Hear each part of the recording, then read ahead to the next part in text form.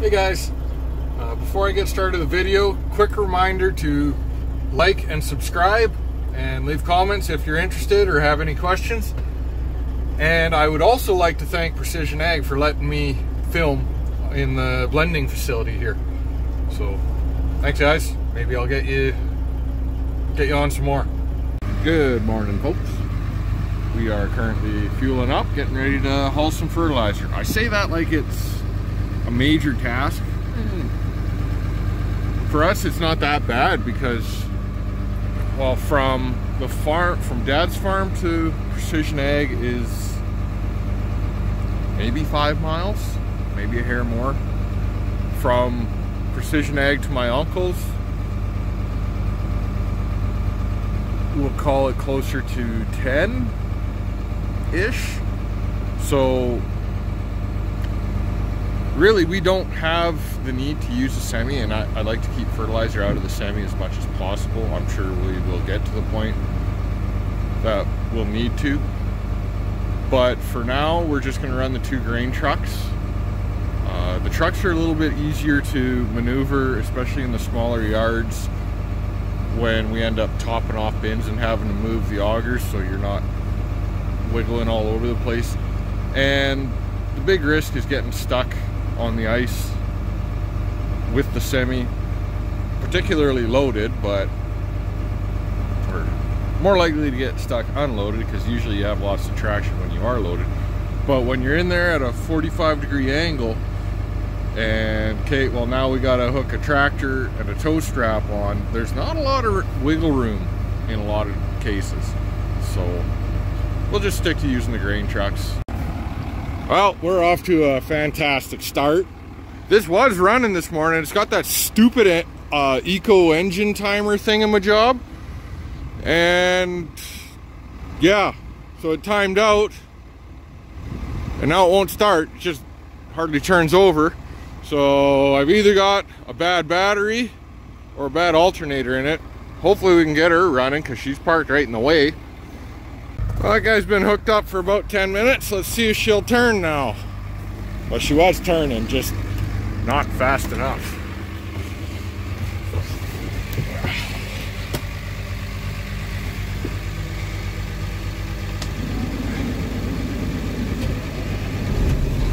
Oh yeah.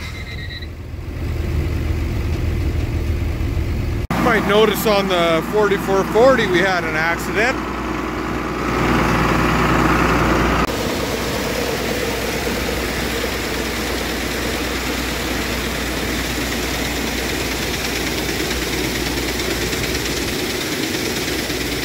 That already has one load. Yeah, you can see it's not quite at the sight glass yet. It'll be peaked up pretty good in the middle. This load should get it to the sight glass, I would guess.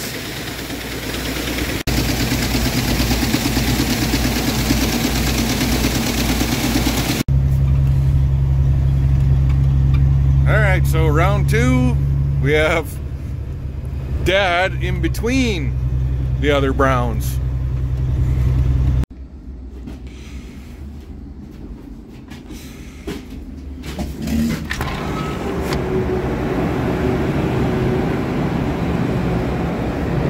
So if you're looking, each of these bins has a different product in it.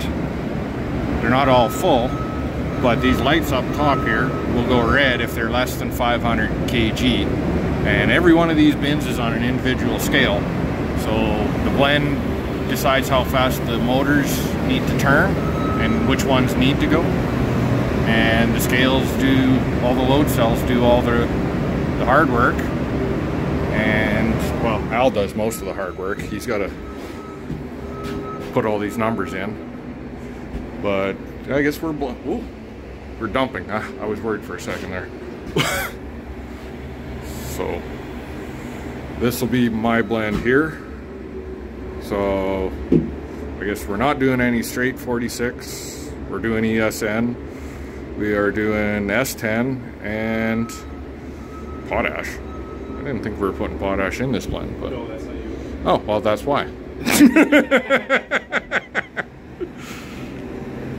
And all of these guys are the scales. so of each individual bin. You probably saw that one go up because Gary was dumping in it.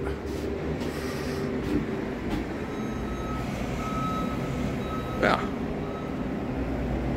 And yeah, each motor is timed. I used to build these fertilizer plants, not this one, but very similar.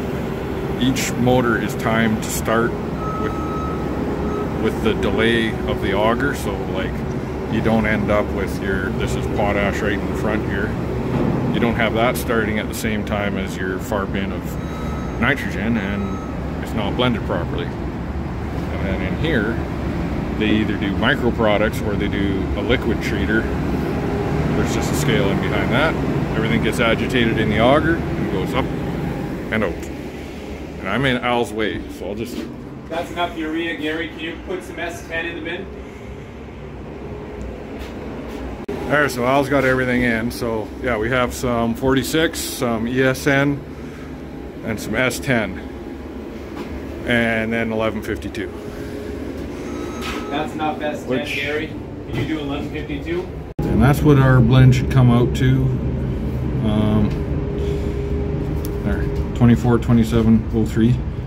So this is the Ranco system. This is not the one I used to install. I used to work for AGI, and we primarily did, well, it was called Laco initially, and then I think they changed to Yargis. It's a more automated system than this one, but this one does the trick. Al's been running the blend for about a minute now, and we got what? 2 tons, but that's delayed because it's got to go up the elevator and down. So there.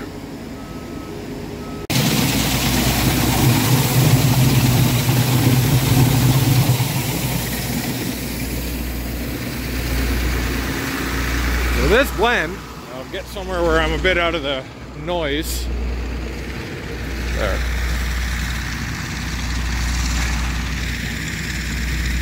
That green stuff is ESN. That's that polymer coated stuff. So that's polymer coated nitrogen. So as it gets wet, it takes a while, and that polymer will dissolve and become porous, and then the nitrogen will be able to leach out. The white stuff is, some of it is, yeah, most of it is just straight up nitrogen, urea, 4600. And then the irregular shaped stuff, that's phos. And then there's kind of a yellowy one there, that's sulfur. There's no potash in this blend. We've already applied it when we floated in the fall. So our thoughts on this blend is that it really should give us nitrogen at 4 different levels or stages of release, because what we've done is we've floated 2 types of nitrogen. So we floated the bulk of our nitrogen in what's it called, just urea form, and that's gonna, as soon as it gets a little bit of rain, it's just gonna go straight into the ground. Might lose a little bit to gas, but we put oh, what's that stuff called? I'm drawing a blank. It stops it from volatilizing as much. Urease inhibitor. It slows down the process of volatilization and conversion, but it will still stick to the soil. Then we've got some ESN. Again, it needs that polymer, or it has that polymer coating. As it warms up and gets wet, it will start to dissolve a little bit and start leaching. And then we've got the stuff that's going in here that will also have urea and ESN. And that's going to be right beside the seed. It's only going to be about that far away and slightly lower is about how they get seeded.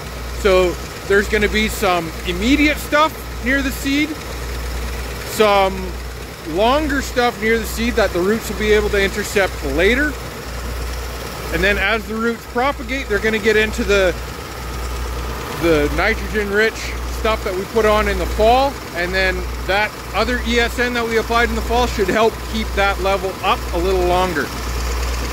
I must either have a bad connection somewhere or my alternator's on its way out, because yeah, that should be up to 13.5-ish. I just noticed that. Check the alternator, it's putting out 14 volts, so it's good. So somewhere between the alternator and the battery box, I got an issue. Oh, well, I'm gonna pop the box off and see if it might just be a loose connection.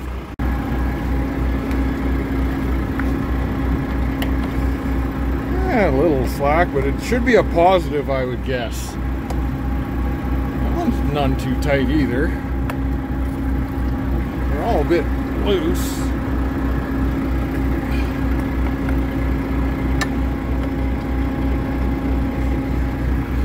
Now this one's got the big cable on it.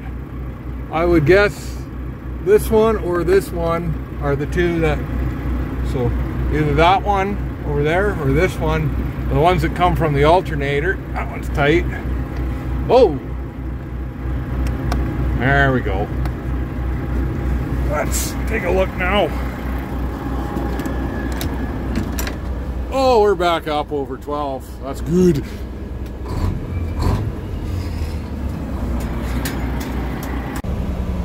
So I'm not convinced I've got this fully fixed, because it's only showing 12 volts. Oh, there's probably a loose connection in there too, because now it just jumped up to 13.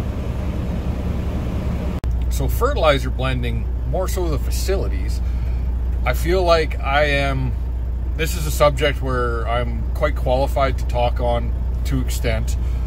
And the big reason is because I spent almost 4 years building these fertilizer plants.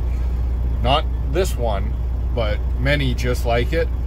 A lot that were bigger and more complicated, a lot that were smaller and simpler. This guy fits, I would say, towards the top end, but definitely not the biggest and definitely not the most elaborate.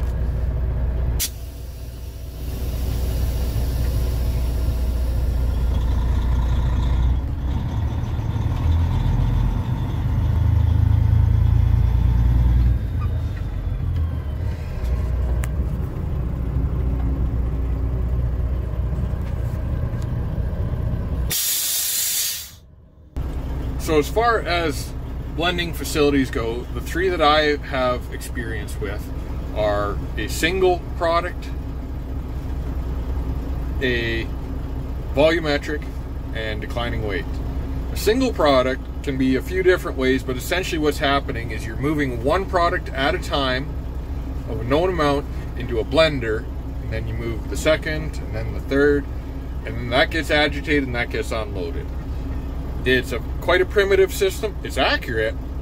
It's just slow, very slow. The second system is considerably faster, but it has potential for error, and not necessarily as accurate. You need to do a lot of checks and balances. You need to do a lot of preventative maintenance on these, but it's the volumetric system. And the volumetric system works by moving multiple products at the same time that are carefully timed out on what are called volumetric meters. These meters have a big tube in them. I'm trying to do this one-handed, and the tube's got cutouts, like they're called cups. Each cup holds a known volume, so volume times your density equals weight, and that thing rotates. And so there's a volumetric coefficient is what it's called, and it's essentially how many pounds per revolution that this thing will do with a certain product. Then what happens is the computer will figure out how many or how fast it needs to go to match the other products. So it's on a variable rate drive, so it'll spin faster or slower to make it up, drops it into an auger, and that'll agitate it. Or there is ones where it will still go to a blender. So the declining weight system works off of the load cells that are each bin, and it measures and it adjusts each speed of these volumetric cups as the blend goes on. So it's making sure that at any minute you're getting the right poundage per minute going into this blend. Where this differs is when you fill, you have to keep the tanks or the bins full. When that bin is getting filled, it switches to volumetric, and it knows the volumetric is right because it's calibrating itself all the time with those load cells. So then it works in decline mode until the weight increases. So then it says, I've gone up by more than 20 kilograms or 50 kilograms, whatever the system setting is. It switches over into volumetric mode, and it'll go up and it'll wait for about 2 seconds, 3 seconds. Once it sees that weight has stopped increasing and is back on track and trending the same as before, and then it goes back into the decline system. Now that weight will self-calibrate against your outload scale, so it's a very accurate, almost dummy-proof system, and it's fast.